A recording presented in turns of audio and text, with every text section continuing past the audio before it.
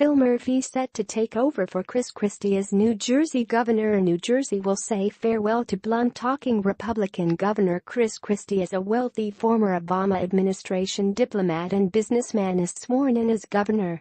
Democrat Phil Murphy, 60, is set to take the oath of office Tuesday at a ceremony in Trenton, as Christie returns to life as a private citizen after 2 terms as governor and nearly a decade as the state's U.S. attorney. Murphy said the inauguration represents more than a transfer of power, casting the event in the same language he used throughout the campaign to succeed Christie. "It is going to be a celebration of all that's right about our state and of our uniting to build a stronger and fairer New Jersey," he said. Christie said farewell in his final State of the State address last week, using the speech to cite accomplishments during his 2 terms and to issue a warning that some could come undone. "I leave you today grateful, happy and a better man than I was when I walked in here for the first time 8 years ago," he said. It's hard to imagine New Jersey getting a higher contrast between Christie and Murphy. Christie, a friend and one-time advisor to Republican President Donald Trump, has conservative views on taxes, opposes marijuana legalization and fights bitterly with labor unions over public pensions and education spending. Murphy built his campaign around undoing the Trump administration's efforts on health care, immigration and taxes.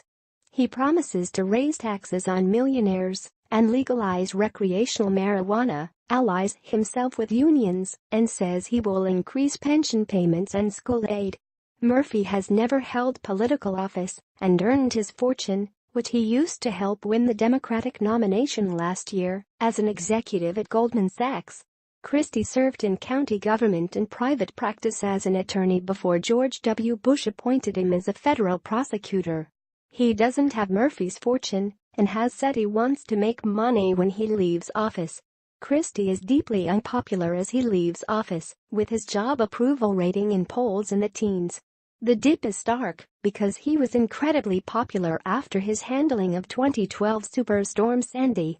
Christie says he didn't buy the poll numbers when he was near 80% and doesn't put stock in them now.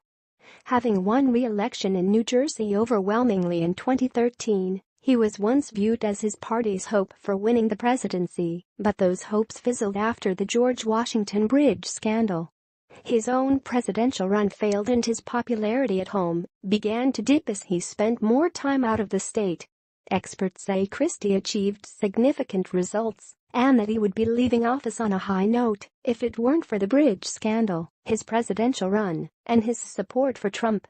For a man who has this level of political talent, a once-in-a-generation kind of political talent, the last 4 years were wasted, said Ben Dworkin, the director of the Rowan Institute for Public Policy and Citizenship. Murphy comes into office as a little-known figure after his November victory in a low-turnout election. An October Quinnipiac University poll showed a fifth of voters didn't know or hadn't heard enough about Murphy to have an opinion.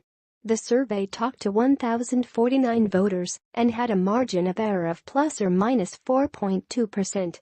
That figure could shrink in the coming months since New Jersey's governor is among the most powerful in the country, with the authority to appoint judges, prosecutors, and hundreds of other officials, and is often in the spotlight.